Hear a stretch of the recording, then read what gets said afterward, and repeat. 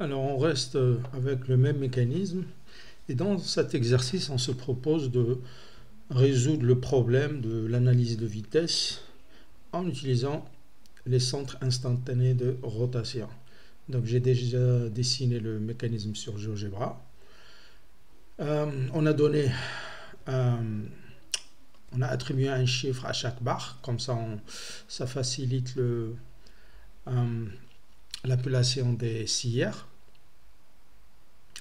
Donc, il y a des sillères qui sont évidents. Par exemple, A, c'est I de 5. B, c'est I3-4. C'est le sillère de 3 par rapport à 4. D, c'est 7-6. Le piston, je l'ai appelé 6, etc. Donc, ce qu'on va faire pour ne pas louper quelques sillères et pour pouvoir juger à quel ensemble de sillères nous allons utiliser. Donc en appliquant le théorème de Kennedy, on dessine un cercle avec les différentes barres qui composent notre mécanisme. Et chaque fois qu'on trouve un sillère, on trace un segment de droite.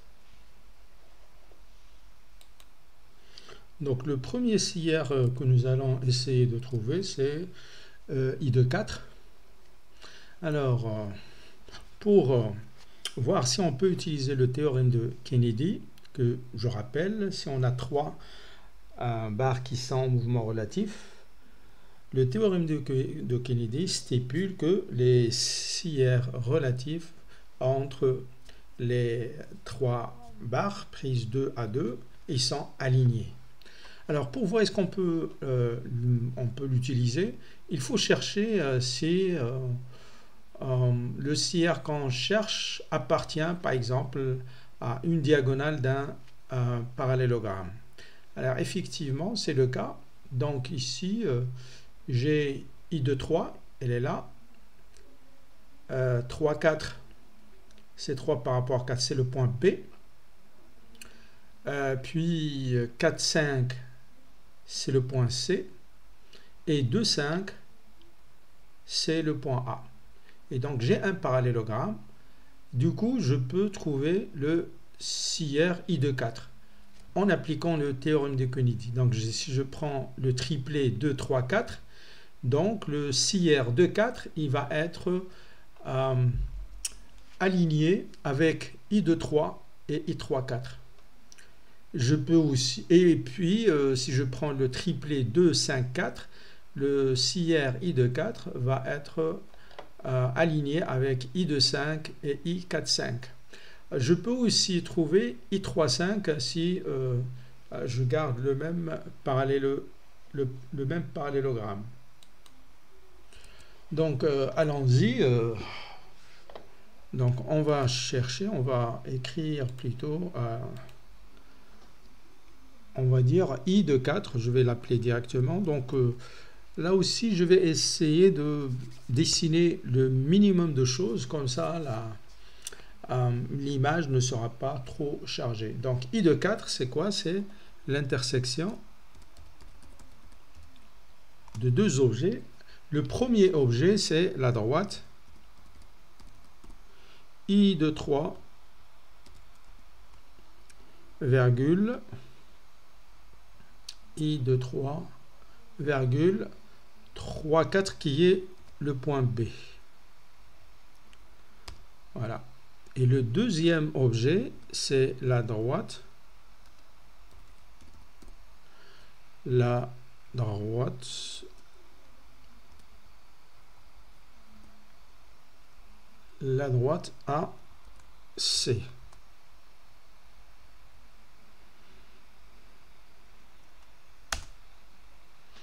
Donc voilà notre point I de 4. Donc c'est l'intersection de I de 3 qui est le point B, 3, 4, I de 3. Non, I de 3 c'est le point de contact entre les deux roues dentées.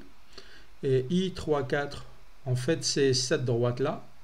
J'aurais pu dessiner une droite qui passe par B et ce centre instantané de rotation entre 2 et 3. Et puis 2, 5, 4, 5. 2, 5 c'est A et 4, 5 c'est C. Et donc voilà, l'intersection de ces deux droites donne le point I de 4. Comme j'ai dit, puisqu'on a le parallélogramme, je peux aussi trouver le I35. Donc, allons-y. Le I35, je vais modifier la formule déjà tapée. I35. Donc, I35, c'est l'intersection entre la droite BC et la droite I de 3A. I de 3A. Pourquoi? Parce que I35, c'est l'intersection de la droite qui passe par I de 3. I de 3, c'est ce point-là de contact. 2, 5, c'est le point A. Donc voilà, sa droite. Et la deuxième droite, c'est 3, 4, 4, 5. 3, 4, entre 3, 4, c'est le point B, et 4, 5, c'est C. Et donc, je valide. Voilà mon point I, 3, 5.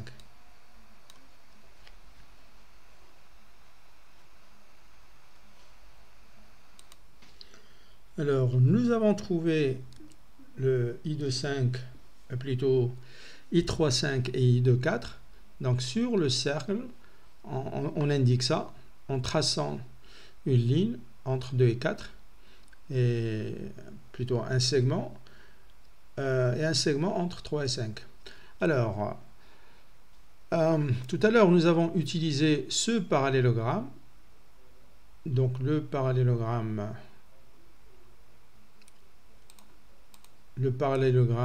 2, 3, 4, 5. Pour appliquer le théorème de Kennedy, on peut aussi trouver essayer de chercher s'il n'y a pas un parallélogramme croisé. Et c'est le cas ici. 1, 2, 5, 3. C'est un parallélogramme croisé. Donc pour qu'il redevienne normal, il suffit de permuter les barres 3 et 5. Bref, ce que je cherche maintenant à faire, c'est de trouver I15. Et I15, je vois que je peux le faire puisque j'ai un parallélogramme et j'ai ce côté-là qui n'a pas été trouvé. Le deuxième côté de 3, il est déjà trouvé. C'est ce point-là. Alors maintenant, on va appliquer le théorème de Kennedy pour trouver I15. Donc pour aller de 1 à 5, on peut emprunter le chemin I2 de 5 ou bien 1, 3, 3, 5. Alors c'est quoi 1, 2 de 5? 1, 2, c'est le point O. 1, c'est le bâti. Et donc O, c'est l'articulation de 2 par rapport au bâti. Donc O, c'est I1, 5. Donc, I1, 2. Donc 1, 2, 2, 5. 2, 5, c'est le point A. Et donc ce que je peux dire, c'est, je vais éditer la formule précédente. Et donc mon I1, 5, c'est l'intersection de la droite O, en d'autres termes 1, 2, A, en d'autres termes 2, 5, et la droite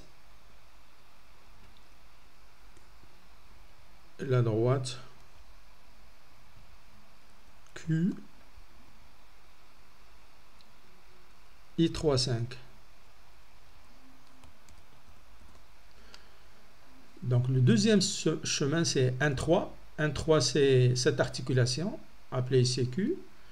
Et 3, 5, entre la barre 3 et la barre 5, nous avons déjà trouvé le 3, 5. Voilà. Donc voilà mon point I1, 5.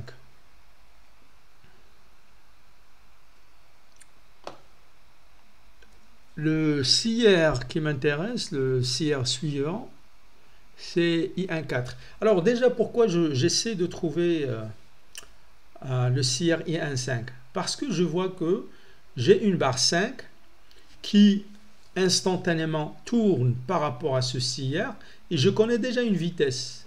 Donc si je connais une vitesse et je connais le CR, je peux déterminer la vitesse de n'importe quel point de cette barre.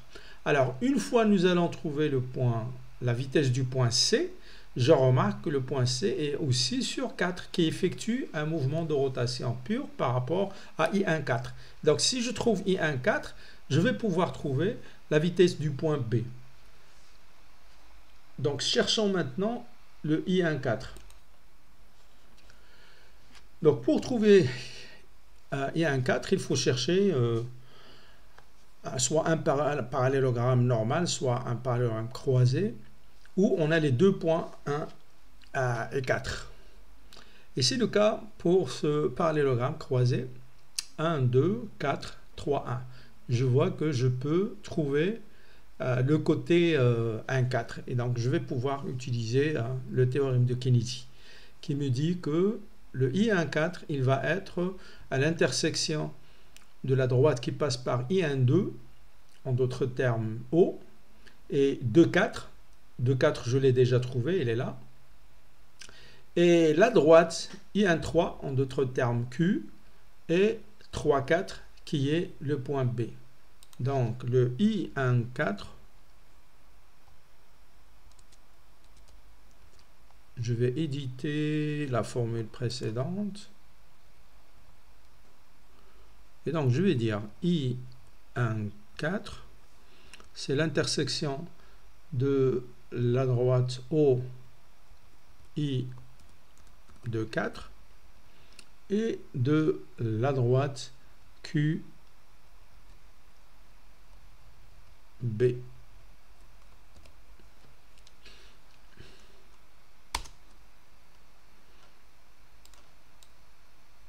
Le voilà. Donc voilà mon CR I1,4. Le CR suivant qui va nous permettre de calculer VD, c'est le CR I1,7. Parce que cette barre, la barre 7, il tourne par rapport à ce I1,7. Et donc de la même manière, je vois que j'ai déjà un parallélogramme croisé qui est 1, 5, 7, 6. Et donc je vais pouvoir trouver le I1,7. Donc, je vais éditer la formule précédente.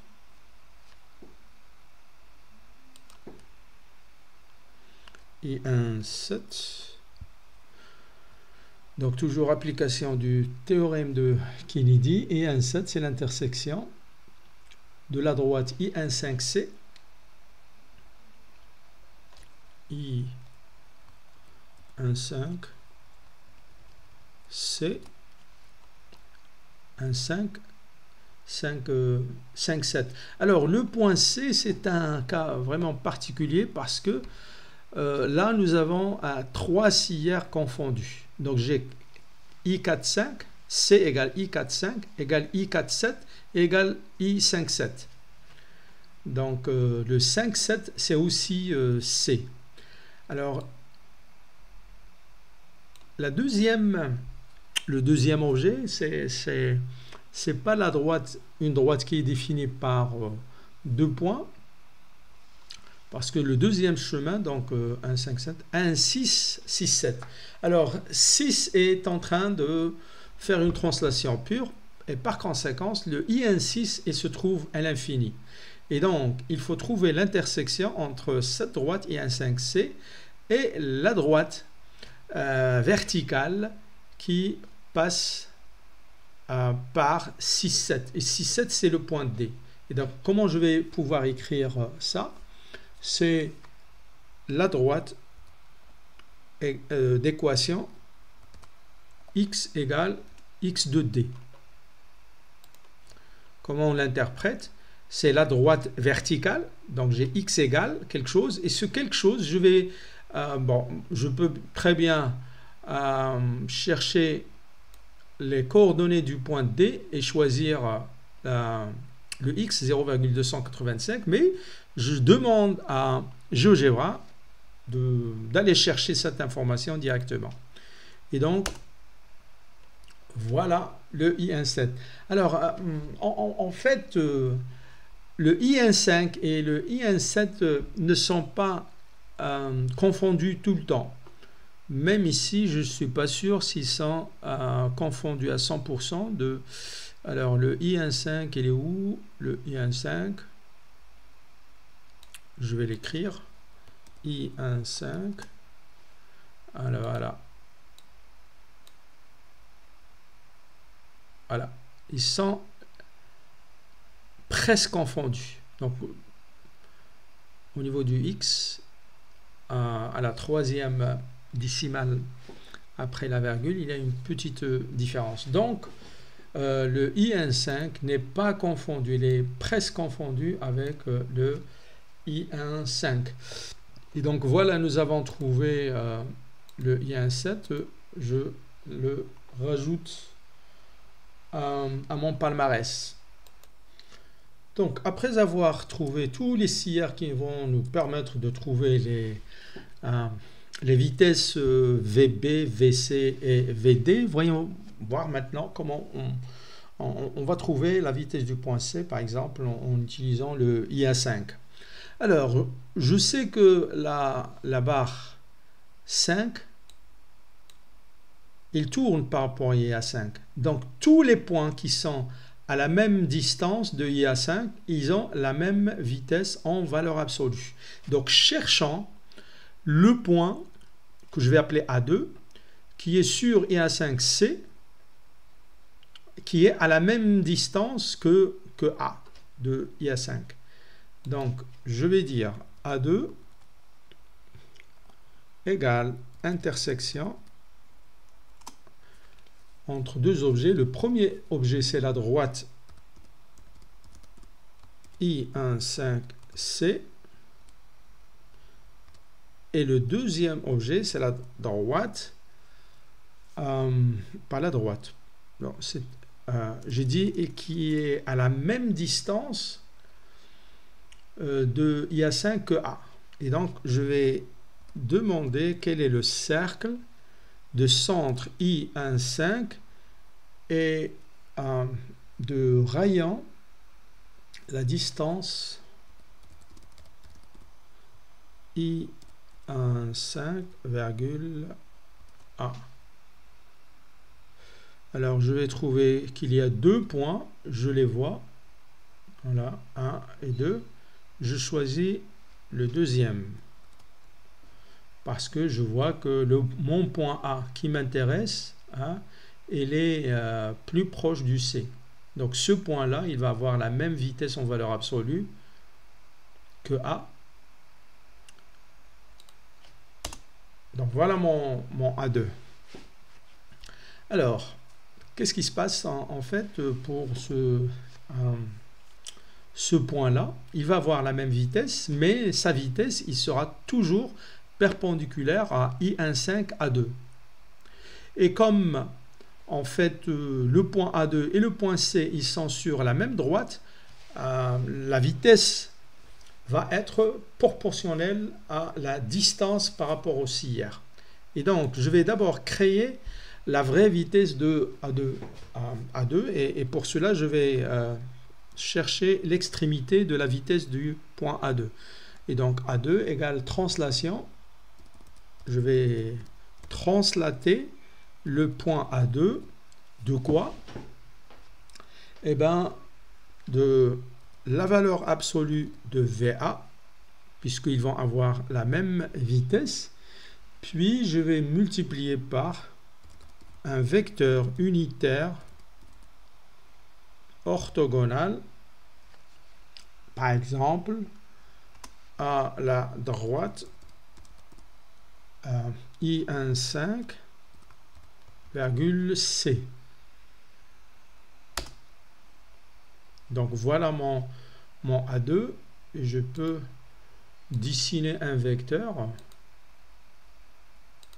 Elle est là. Donc en fait ce vecteur là c'est la vitesse. D'ailleurs si je calcule abs de VA et abs de U que je viens de trouver, ils vont avoir exactement le même module. Ok? Et en plus, en fait, le vecteur U, il est perpendiculaire à la droite I15C. Je vais supprimer ça, j'en ai pas besoin. Voilà. Alors, qu'est-ce que je vais faire maintenant? Je vais pouvoir, à partir de ce vecteur-là, trouver la vraie vitesse du point C.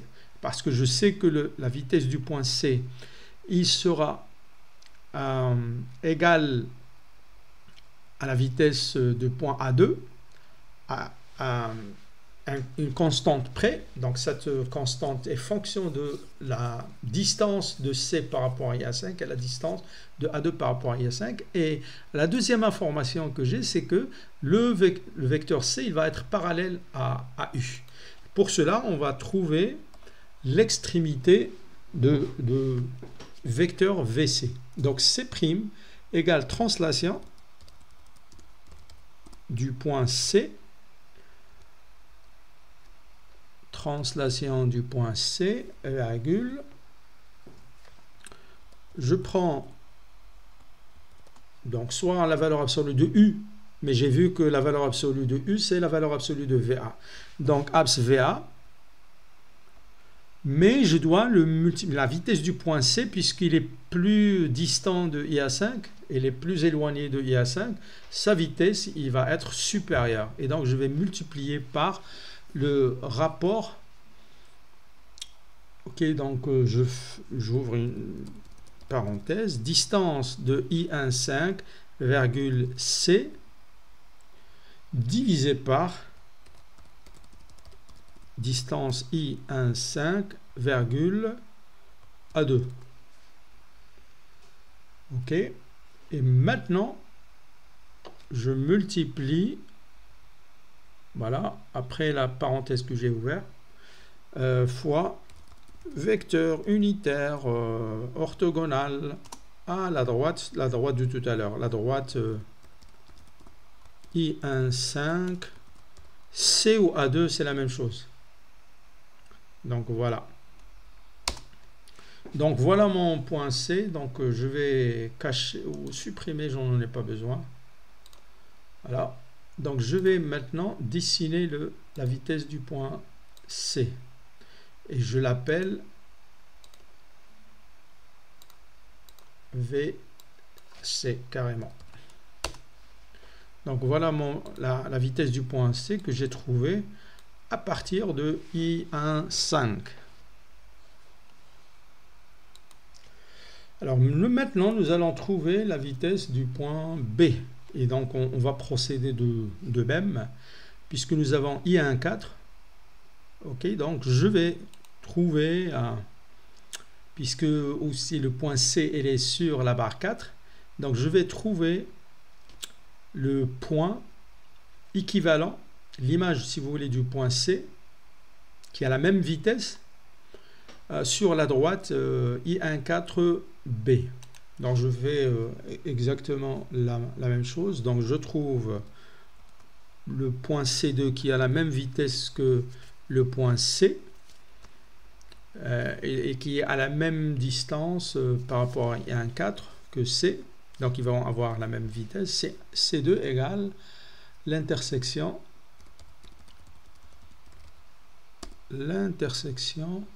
de la droite I14,B, et puis puisqu'ils vont avoir la même distance, donc je trace un cercle de centre I14 et de rayon la distance entre I14 et C. Alors il y en a deux, l'autre il sera vraisemblablement de l'autre côté, hein, en dehors de la figure. Donc je prends le deuxième. Et voilà mon point C2. Donc si je trace une droite I14B, le point C2 est sur cette droite. Il va avoir la même vitesse. Et donc comme nous l'avons fait tout à l'heure, je vais translater ce C2 d'un vecteur qui correspond à la vitesse VC, mais le vecteur il doit être perpendiculaire à I14B. Donc C2' égale translation de quoi? De C2 virgule abs VC fois vecteur unitaire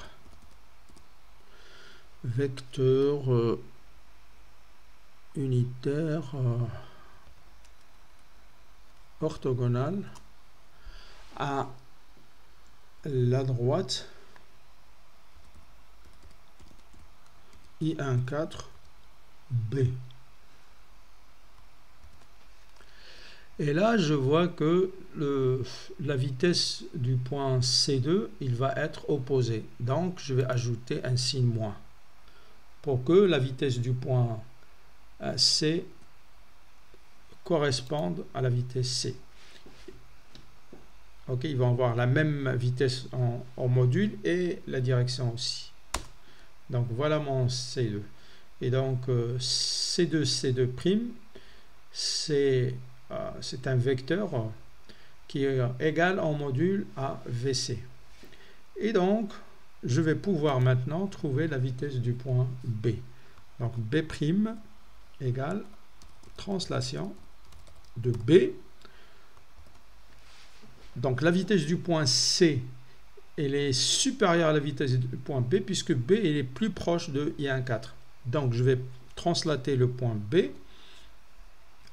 de, j'oublie pas le moins VC, voilà,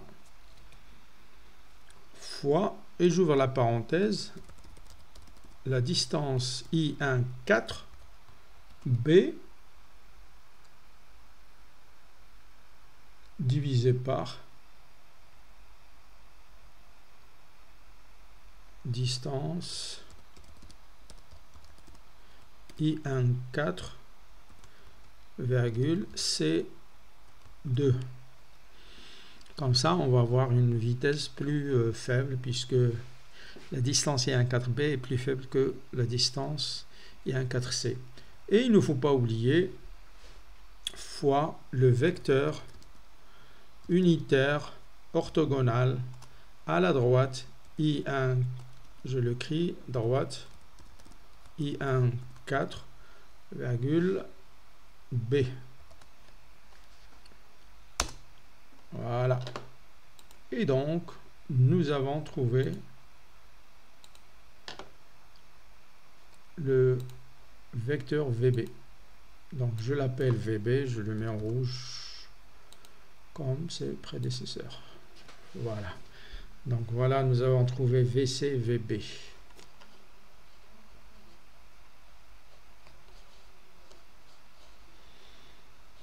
Qu'est-ce qu'il nous reste à trouver? VD.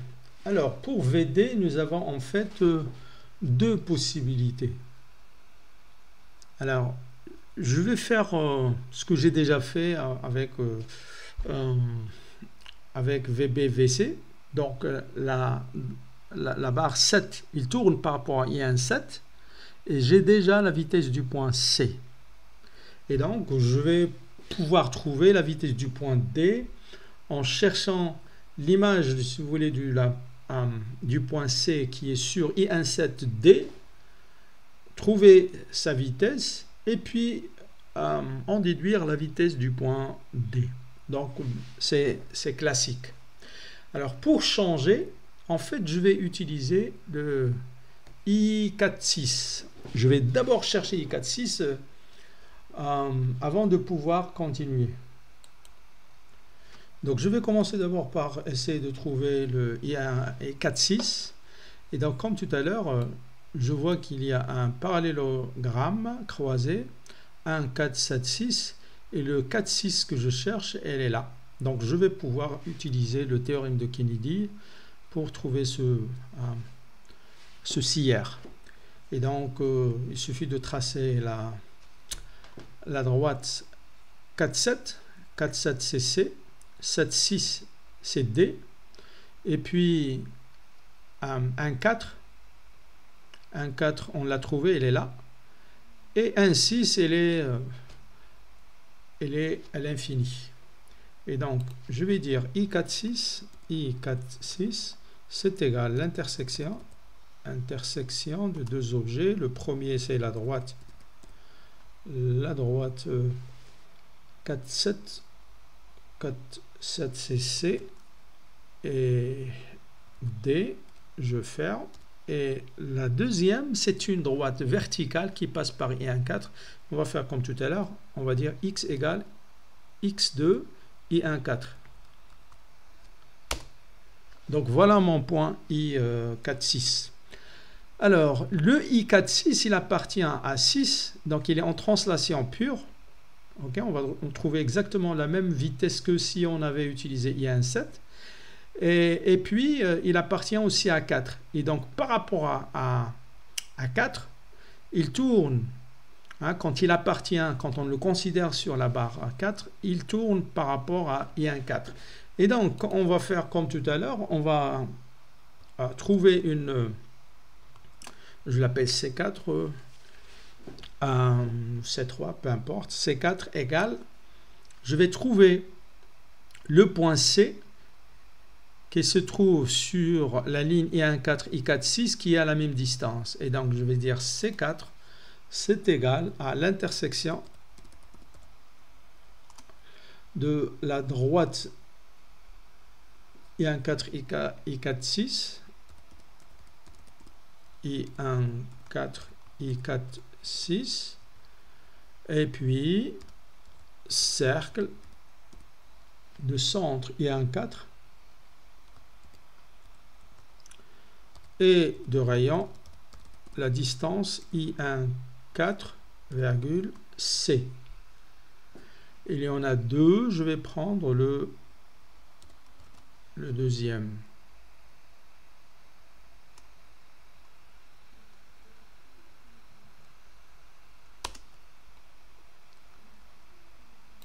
Quelque chose qui n'est pas correct, est-ce qu'il manque? Cercle, donc...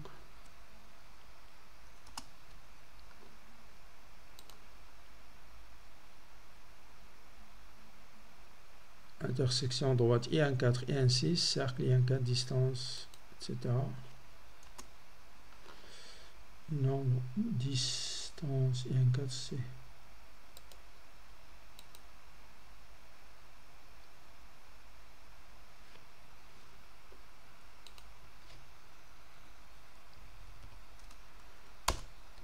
Voilà, c'est ce qui est.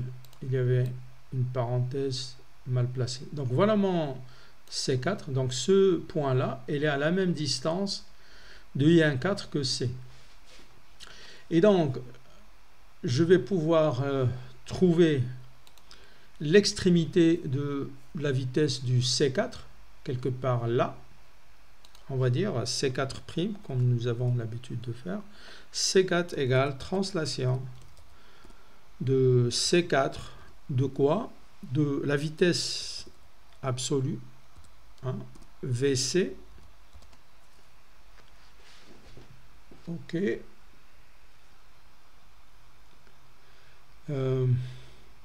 fois vecteur unitaire orthogonal à la droite I1, 4, virgule C4. Alors comme tout à l'heure, en fait il faut, si je bouge l'écran, en fait on voit que le point C4' il va être de l'autre côté, et donc il faut utiliser le signe moins. Voilà. Et donc cette vitesse là, c'est C4 qui va être égal en module à VC. Et ce point I4, 6,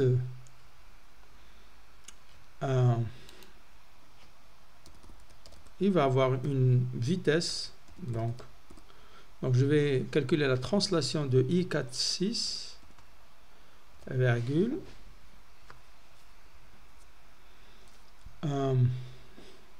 moins abs de VC, mais la vitesse il va être beaucoup plus faible, puisque I46 il est beaucoup plus proche de I14. Donc je vais multiplier par, j'ouvre la parenthèse, distance I14 virgule I46 divisé par la distance I14 C4. Et toujours, il ne faut pas oublier le vecteur unitaire orthogonal à la droite, I14 virgule C4. C4 ou I46 c'est la même chose. Donc voilà. En fait, ce vecteur là, quand je vais le reproduire au niveau du point D, c'est ma vitesse D. Pourquoi? Parce que tous les points de la barre 6 effectuent une translation pure, et donc la vitesse elle est la même partout. Alors si on avait utilisé le I17, on aurait trouvé exactement la même chose. D'ailleurs, on va faire une petite vérification. VD, je le mets en rouge.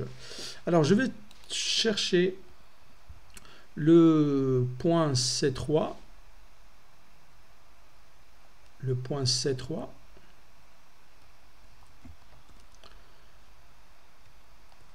I7. I7. D.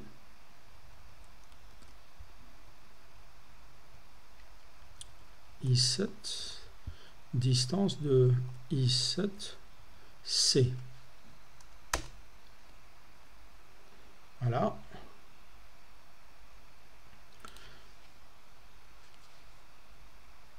Je vais tracer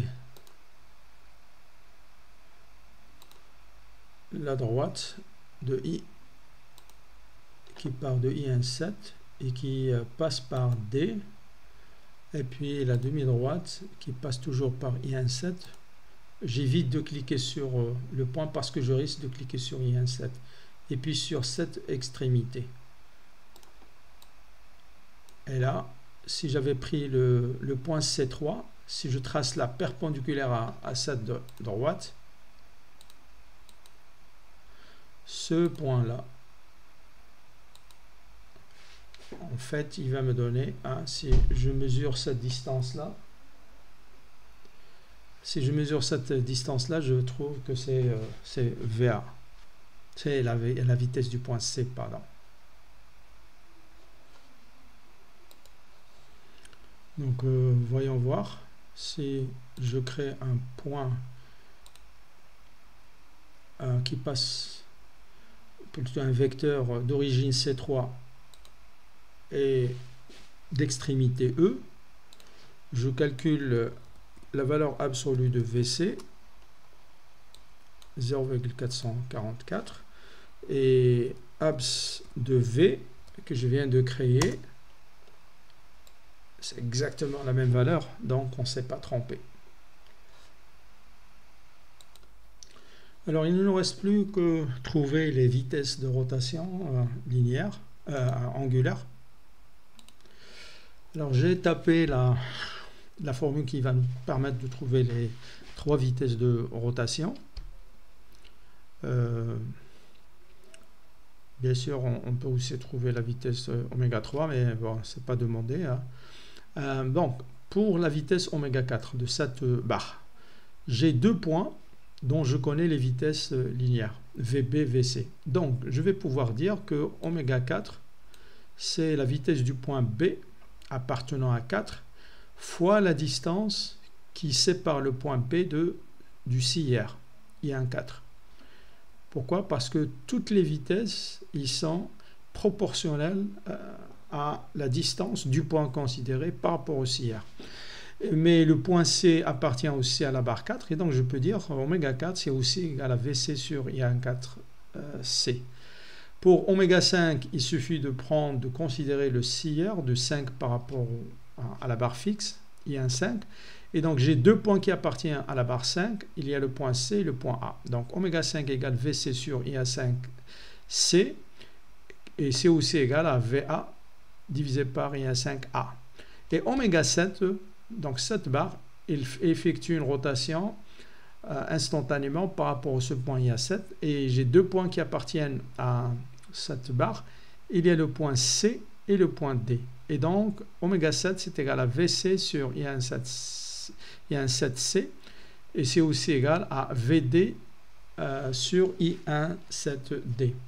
Et donc, il suffit de remplacer les valeurs pour vérifier les valeurs qu'on avait trouvées dans les vidéos précédentes, est-ce qu'ils sont corrects ou pas. Donc, à titre de vérification, j'ai tapé les deux expressions séparément. W4,1, par exemple, c'est VB sur la distance I1,4B. Et je trouve une valeur de 0,954 radians par seconde. Attention, il ne faut pas oublier de diviser par le facteur d'échelle, parce que là, on va calculer la vraie vitesse, pas celle qui est sur le schéma. La deuxième expression, donc en fonction de la vitesse du point C, donc abs VC sur la distance 1,4C FE, il donne exactement la même valeur, 0,954 radians par seconde. Puis les deux expressions de oméga 5, etc., etc. Et donc, on trouve exactement les mêmes valeurs que nous avons trouvées, soit en utilisant la méthode des polygones de vitesse ou bien l'équiprojectivité. Voilà.